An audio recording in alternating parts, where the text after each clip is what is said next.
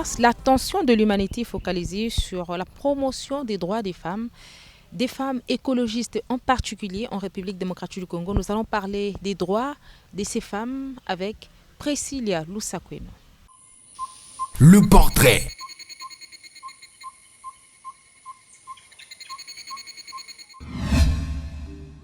Elle s'appelle Priscilla Lusakweno, médecin de formation et présidente de l'ONG Protection de la Nature et de l'Environnement PRONAT en sigle. Armée de l'esprit de volontariat depuis son jeune âge, sa passion pour l'environnement est née de menaces du réchauffement climatique sur la santé humaine. Son combat pour l'environnement est de contribuer à limiter les effets du réchauffement climatique de sorte à promouvoir l'éco-santé. L'organisation des activités écologiques l'aide à mieux sensibiliser la population sur cet enjeu majeur. Elle travaille sur le recyclage des déchets, une façon pour elle de contribuer à rendre son pays salubre.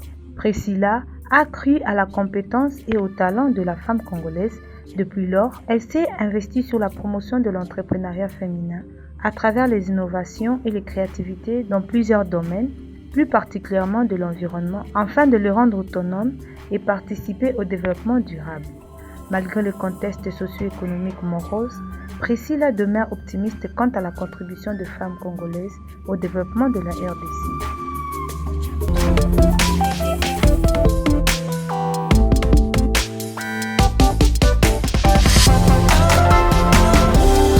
Priscilla, bienvenue sur ce plateau.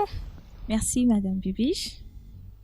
Il est vrai que les femmes ne travaillent pas seulement durant le mois de mars, c'est tout au long de l'année. Nous sommes en 2020. S'il faut parler aujourd'hui de droits spécifiques qui concernent les femmes écologistes, par quoi allez-vous commencer?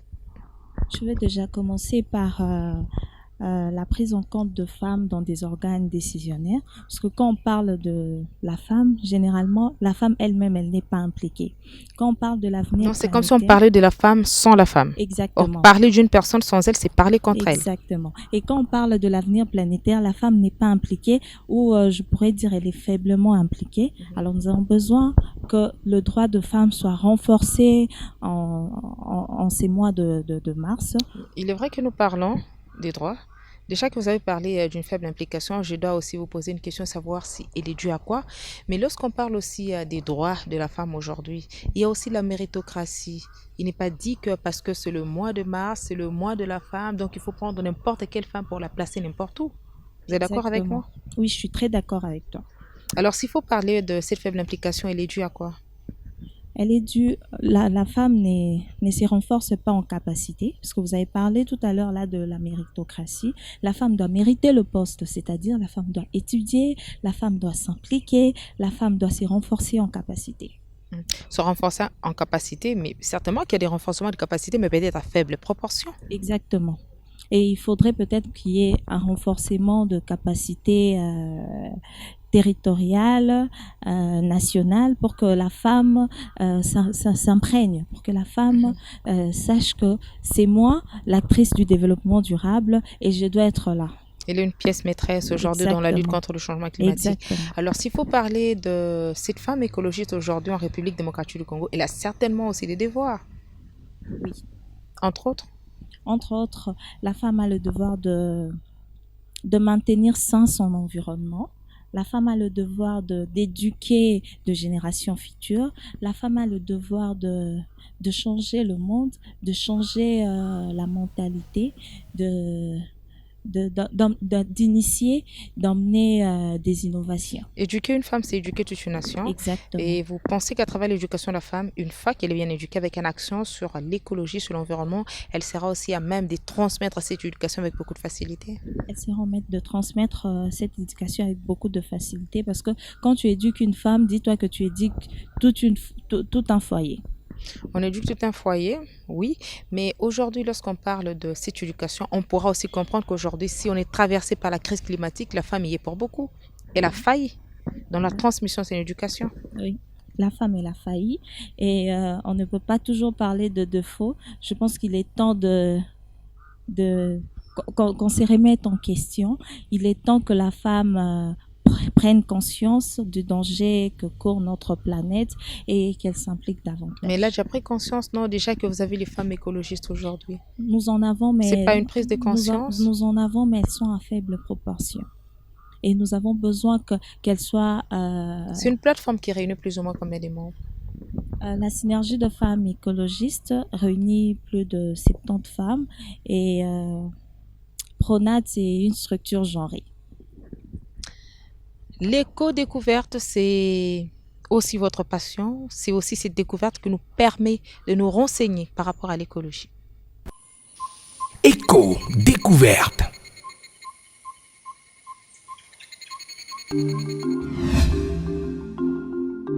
Gorille de montagne, Gorilla berengeli. C'est une espèce de singe découverte en 1901. Les gorilles de montagne vivent dans la région de Volcan, Karisimbi-Mikeno, et au parc national de Kahuzi-Biega, dans l'est de la République démocratique du Congo. Il a une alimentation moins variée que celle de son cousin des plaines. Le gorille de montagne est herbivore. Il a besoin d'une végétation dense pour se nourrir, jusqu'à 25 kg par jour et par individu. Son alimentation est principalement constituée de céleri sauvage, bambou, lobelie, charbon et d'orties géantes. Le gorille de montagne est vivipare, c'est-à-dire la femelle porte le petit dans son ventre. Il atteint sa maturité sexuelle à 6 ou 9 ans. Comme chez l'homme, la reproduction s'est faite à n'importe quelle période de l'année. La femelle n'est mise au monde qu'un petit à la fois. La gestation dure entre 8 et 9 mois. Son espérance de vie est d'environ 40 ans en liberté. L'une des populations des gorilles de montagne vit sur le flanc de volcans situé dans la zone frontalière entre le Rwanda, la République démocratique du Congo et l'Ouganda. Dans la chaîne de Virunga, dans le Karisimbi culmine à 4507 mètres. La deuxième population de gorilles de montagne vit non loin de la première, dans la forêt de Bwindi, en Ouganda. Leur habitat est confiné au parc et réserve créée par ces 3 pays. La population des gorilles de montagne est estimée à 600 ou 700 individus, dont plus de la moitié vit en Ouganda. Le péage du gorille de montagne est plus dense que celui des gorilles de plaine. Il est également plus foncé, d'un noir bleuté. Son habitat est étagé entre 2000 et 4000 mètres d'altitude environ. Le gorille de montagne mesure entre 1,40 m et 2 m. Le mâle pèse 200 kg en moyenne, mais peut atteindre jusqu'à 280 kg. Et la femelle pèse entre 70 et 110 kg. Contrairement à l'image qui en est véhiculée, il n'est pas belliqueux et est bien au contraire très sociable. Les gorilles de montagne sont divisés en familles à la tête desquelles s'y dresse un chef, auquel est donné le nom de dos argenté. C'est le mâle le plus fort dont le rôle est de protéger la famille contre les dangers éventuels. Ces gorilles a surtout été victimes du braconnage en 1994. Pendant les génocides rwandais, du fait de réfugiés qui fuyaient le Rwanda et braconnés pour poursuivre, durant les années suivantes, les rebelles et militaires éparpillés en forêt ont largement contribué à la diminution de la population des gorilles. En 20 ans, plus de 70% des gorilles ont disparu. Les gorilles de montagne sont en voie d'extinction. Il n'en reste moins de 700 dans le monde, menacés par la guerre, le braconnage et la déforestation.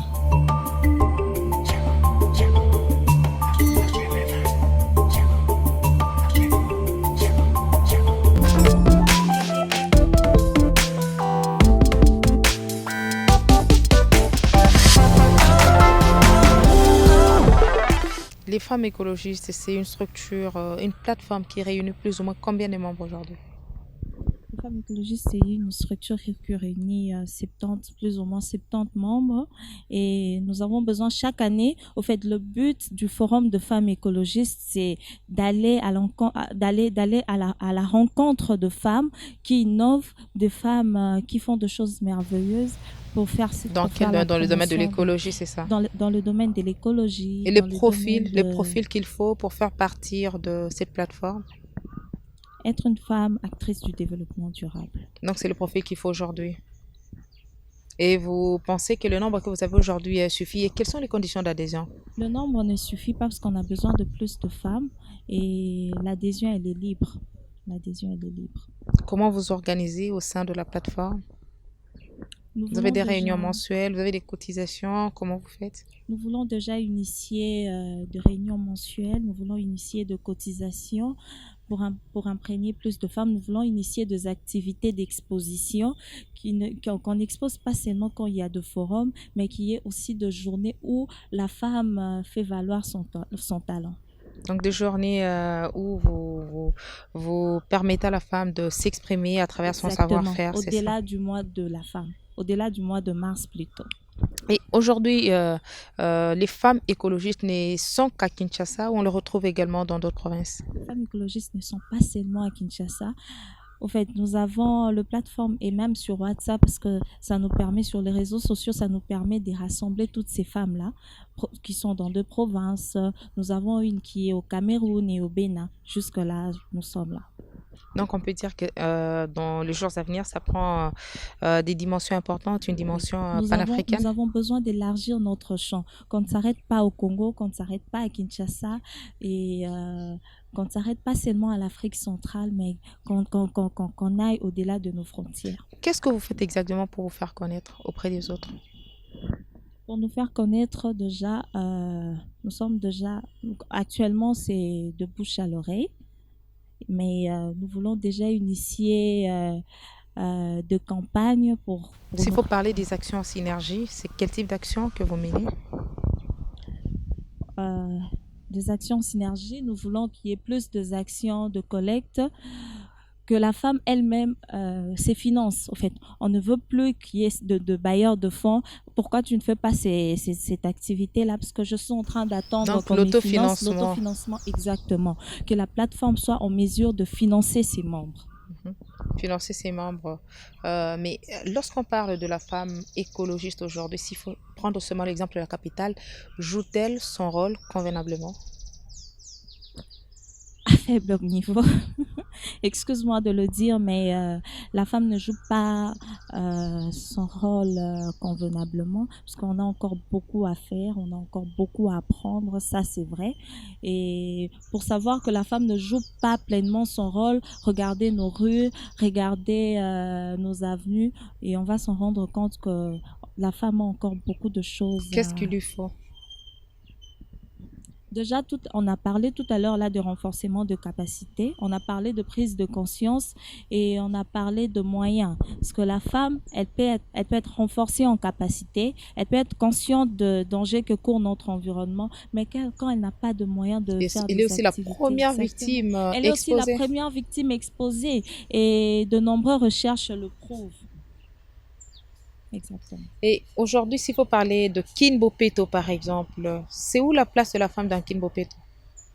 Déjà, dans Kinbopeto, la place de la femme, elle doit commencer d'abord par le collecte au sein de son ménage. Parce que Kinbopeto ne commence pas à l'extérieur, commence déjà dans nos maisons. Quand on sait collecter, on sait recycler, on sait trier nos déchets dès la maison et on saura aussi quoi dire aux éboueurs qui prennent, on saura apprendre aux éboueurs qu'est-ce qu'il faut faire quand ils vont aller jeter là-bas aux stations.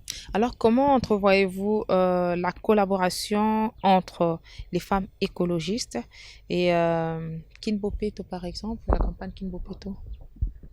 Déjà avec la campagne Kinbopeto, nous avons, juste après le confinement, nous irons vers les autorités compétentes parce que nous voulons mettre notre pierre. Il faut que la femme s'entende. Il faut que la femme... il faut qu'on sente que la femme, elle est là. Il ne faut pas qu'on Est-ce sente que que les la femme, actions, elle vous est... voulez à ce que la femme soit là, vous voulez à ce que la présence de la femme soit remarquable? Est-ce que ces actions sont visibles? Je parle de la femme écologiste. Les actions jusque-là sont peu visibles, mais nous comptons nous améliorer. L'impact de ces actions aujourd'hui? L'impact de ces actions, nous voyons ça et là des activités féminines déjà, et c'est déjà bon, mais à la longue, nous voulons qu'il y ait des activités sur terrain, des activités concrètes, comme j'aime souvent le dire. Des activités concrètes, ce sont des activités qu'on peut facilement aussi retrouver dans l'éco-créativité. Éco-créativité.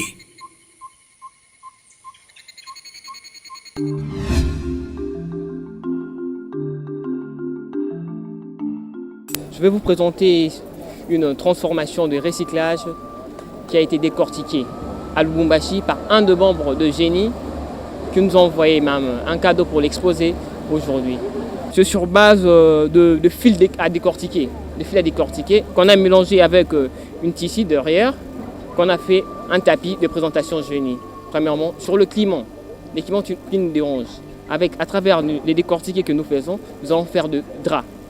Le drap qui va nous servir à ne pas nous exposer contre le froid, le coup de froid.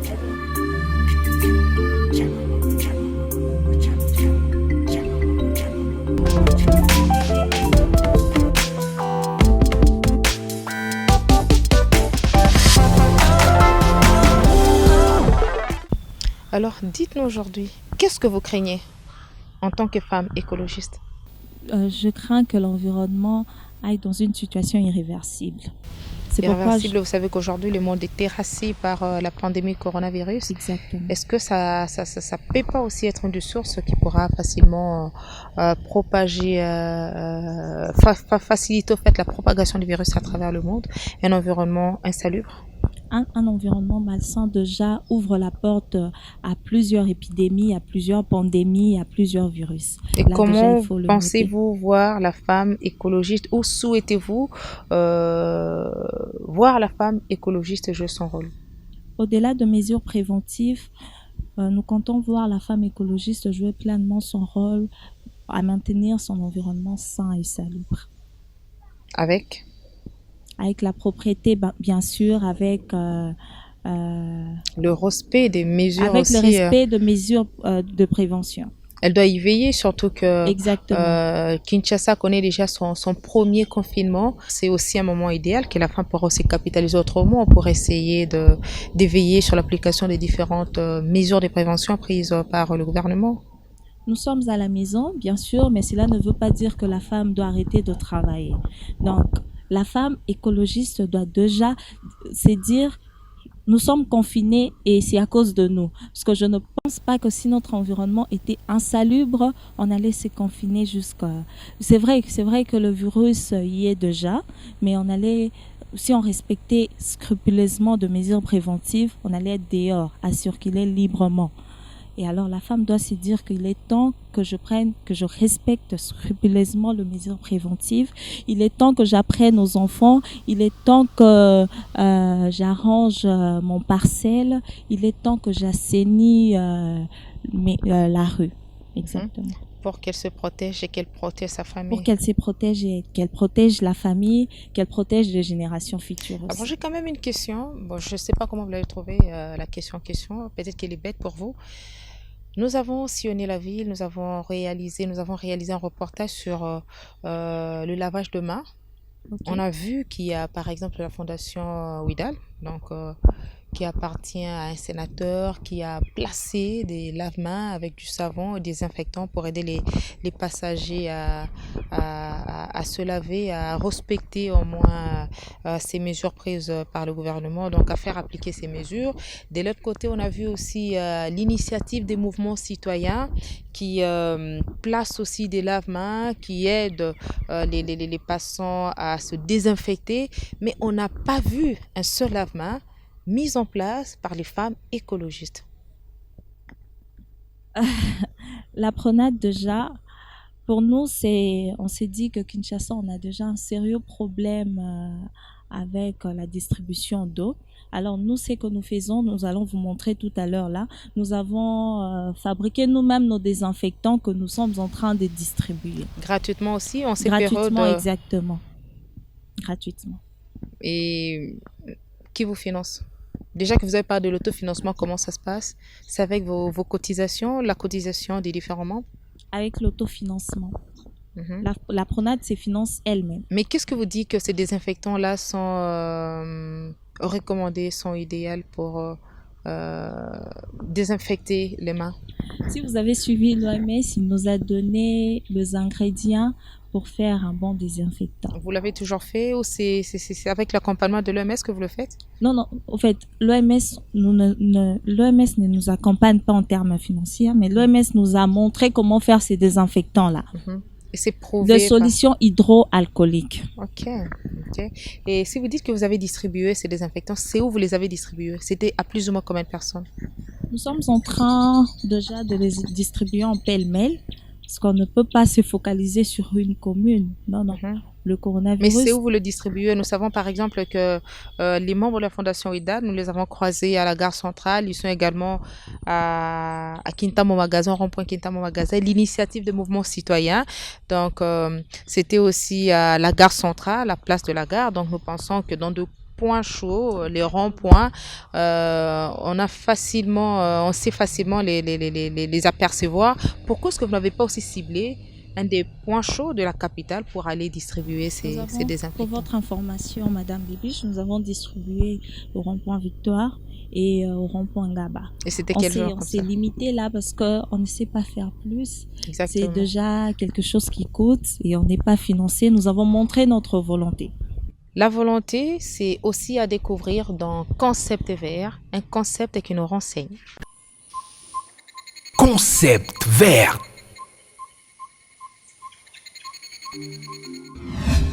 Biorégionalisme.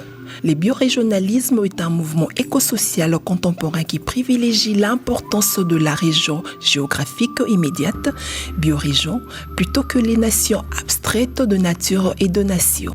Le biorégionalisme encourage les individus à se familiariser avec la biorégion et à s'y identifier afin de réhabituer l'endroit où elles vivent.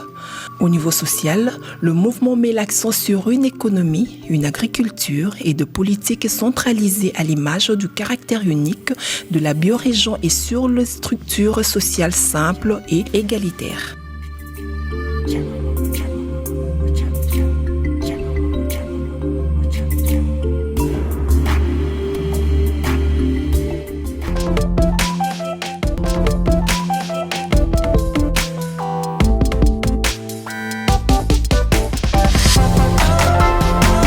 Il y a une activité qui était prévue durant ce mois de mars, mais nous comprenons déjà qu'avec la crise sanitaire que la planète traverse en ce moment, il sera au fait difficile de pouvoir la concrétiser. Alors comment ça va se passer? Comment vous comptez occuper les femmes écologistes en cette période de crise humanitaire, sanitaire? En ces périodes, nous organisons des formations en ligne sur la savonnerie, le recyclage, la valorisation de déchets, le Et cosmétique. surtout aussi la fabrication des désinfectants qui est Exactement. aujourd'hui actuellement comme une matière indispensable pour tout Exactement. ménage. La fabrication de savon et autres, nous le faisons en ligne et c'est gratuit. Mhm. Mais est-ce qu'on peut comprendre qu'après les confinements, les 2 jours, bon, il est vrai que c'est un confinement à intermittence, vous pouvez également vous servir de ces jours-là pour sensibiliser les ménages de porte à porte sur l'utilisation de ces désinfectants ou encore les comportements qu'il faut afficher? Oui, bien sûr. Actuellement, toutes les mesures sont indispensables.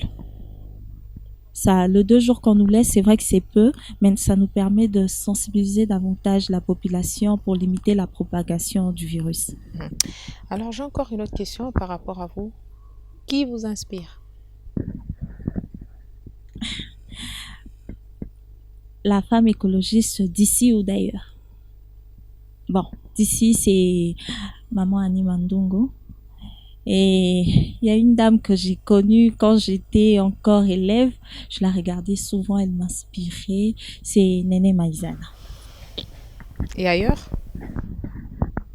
Ailleurs, elles sont nombreuses, mais je ne veux pas hésiter. Mhm. Je Alors, tu as peur préfère... de quoi? Tu as peur de quoi dans cette aventure? J'ai Qu'est-ce que peur. tu crains dans cette J'ai aventure? toujours eu peur d'échouer. J'ai Et toujours les eu garde-fous que tu mets en place pour ne pas échouer? Les garde-fous que je mets en place, c'est d'avoir une équipe solide et de bien respecter le règlement intérieur de la structure. Quand tu parles de l'équipe solide, c'est-à-dire?